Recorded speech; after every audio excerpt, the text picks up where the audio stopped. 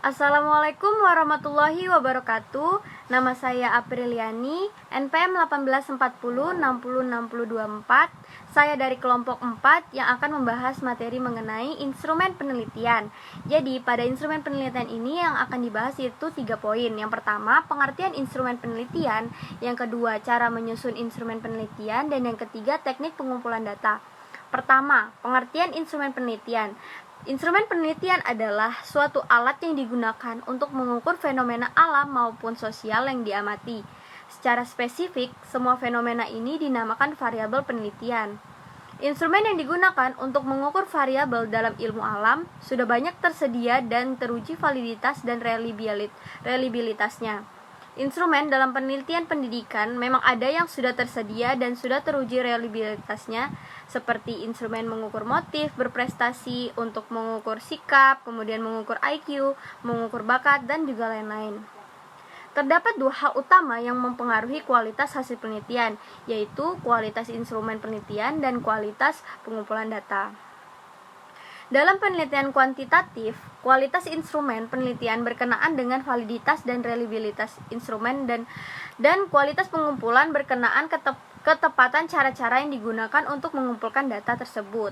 Oleh karena itu, instrumen yang telah teruji validitas dan reliabilitasnya belum tentu dapat menghasilkan data yang valid dan reliable. Apabila instrumen tersebut tidak digunakan secara tepat dan pengumpulan datanya, instrumen dalam penelitian kuantitatif dapat berupa tes, pedoman wawancara, pedoman observasi, dan kuesioner. Sedangkan dalam penelitian kualitatif, yang menjadi instrumen atau alat penelitian adalah peneliti itu sendiri.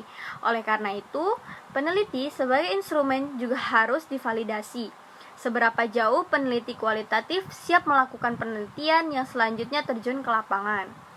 Validasi terhadap peneliti sebagai instrumen meliputi validasi terhadap pemahaman metode penelitian kualitatif, kemudian penguasaan wawasan terhadap bidang yang diteliti, kesiapan peneliti untuk memasuki objek penelitian, baik secara akademik maupun logistik. Yang melakukan validasi adalah peneliti itu sendiri, melalui evaluasi diri, seberapa jauh pemahaman terhadap metode kualitatif, penguasaan teori dan wawasan terhadap bidang yang diteliti, serta kesiapan dan bekal memasuki lapangan. Poin kedua yang dibahas itu adalah cara menyusun instrumen.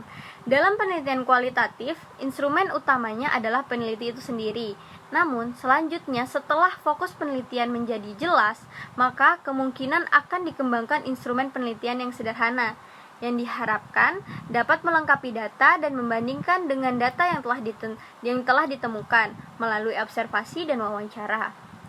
Peneliti akan terjun ke lapangan sendiri, baik pada Grand Tour Question, tahap focus and selection, melakukan pengumpulan data, analisis, dan membuat kesimpulan. Dan yang terakhir yaitu teknik pengumpulan data. Jadi, secara umum terdapat 4 macam teknik pengumpulan data, yaitu observasi, kemudian wawancara, dokumentasi, dan gabungan atau triangulasi. Yang pertama, pengumpulan data dengan observasi. Menurut Nasution 1988 menyatakan bahwa observasi adalah dasar semua ilmu pengetahuan. Para ilmuwan hanya dapat bekerja berdasarkan data, yaitu fakta mengenai dunia kenyataan yang diperoleh melalui observasi. Kemudian menurut Sanavia Faisal 1990 mengklasifikasikan observasi menjadi observasi berpartisipasi, observasi yang secara terang-terangan dan tersamar, dan observasi yang tak terstruktur. Selanjutnya, tahap observasi ada 3, yaitu observasi deskriptif, observasi terfokus, dan observasi terseleksi. Yang pertama, observasi terdeskriptif. Dilakukan peneliti pada saat memasuki situasi sosial tertentu sebagai objek penelitian. Pada tahap ini, peneliti belum membawa masalah yang akan diteliti. Maka, peneliti melakukan penjelajahan umum dan menyeluruh, melakukan deskripsi terhadap semua yang dilihat, didengar, dan dirasakan. Selanjutnya yang kedua yaitu observasi terfokus. Pada tahap ini, peneliti sudah melakukan mini tour observation, yaitu suatu observasi yang telah dipersempit untuk difokuskan pada aspek tertentu. Observasi ini juga dinamakan observasi terfokus, karena pada tahap ini peneliti melakukan analisis taksonomi sehingga dapat menemukan fokusnya. Yang terakhir ada observasi terseleksi. Pada tahap observasi ini, peneliti telah menguraikan fokus yang ditemukan sehingga datanya lebih rinci. Dengan melakukan analisis komponensial terhadap fokus, maka pada tahap ini peneliti telah menemukan karakteristik, kontras-kontras atau perbedaan dan kesamaan antar kategori, serta menemukan hubungan antara satu kategori dengan kategori yang lain. Dan pada tahap ini juga diharapkan peneliti telah dapat menemukan pemahaman yang mendalam atau hipotesis.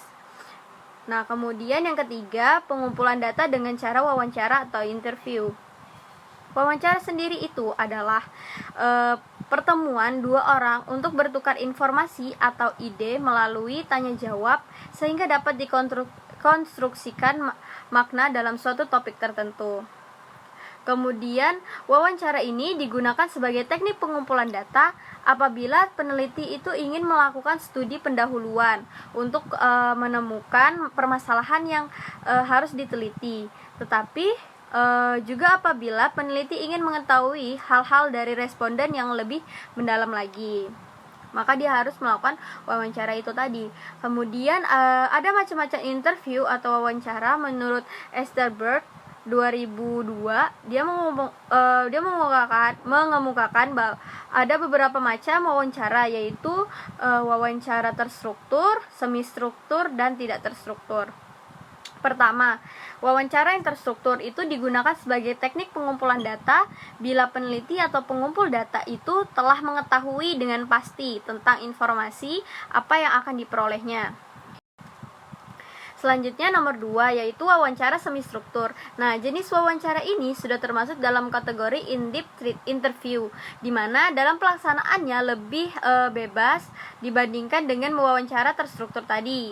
Tujuan dari wawancara jenis ini adalah untuk menemukan permasalahan secara lebih terbuka, di mana pihak yang diajak wawancara itu diminta pendapat dan ide-idenya. Selanjutnya yang ketiga yaitu wawancara tidak terstruktur. Di sini wawancara itu bebas, di mana peneliti tidak menggunakan pedoman wawancara yang telah tersusun secara sistematis dan lengkap untuk pengumpulan datanya. Pedoman wawancara yang digunakan dalam jenis wawancara ini hanya merupakan garis-garis besar saja dari permasalahan yang akan ditanyakan. Nah, kemudian teknik pengumpulan data yang ketiga yaitu dengan dokumen. Jadi, dokumen itu merupakan catatan peristiwa yang sudah berlalu. Dokumen bisa berbentuk tulisan, gambar, atau karya-karya monumental dari seseorang. Dokumen yang berbentuk tulisan itu misalnya catatan harian, sejarah kehidupan, atau life historis, kemudian cerita, kemudian biografi, peraturan, dan kebijakan. Kemudian dokumen yang berbentuk gambar itu misalnya foto, gambar hidup, sketsa, dan lain-lainnya. Kemudian ada dokumen yang berbentuk karya, misalnya karya seni yang dapat berupa gambar, patung, film, dan lain-lainnya. Nah, kemudian yang keempat yaitu triangulasi. Teknik yang terakhir ini, triangulasi ini diartikan sebagai teknik pengumpulan data yang bersifat menggabungkan dari berbagai teknik pengumpulan data dan sumber data yang telah ada. Jadi dia menggabungkan semua teknik dan sumber-sumber yang ada. Kemudian, bila peneliti melakukan pengumpulan data dengan triangulasi ini, maka sebenarnya peneliti itu mengumpulkan data dan sekaligus menguji kredibilitas data, yaitu mengecek kredibilitas data dengan berbagai teknik pengumpulan data dan berbagai sumber data. Mungkin itu saja yang dapat saya sampaikan. Kurang lebihnya saya mohon maaf. Wassalamualaikum warahmatullahi wabarakatuh.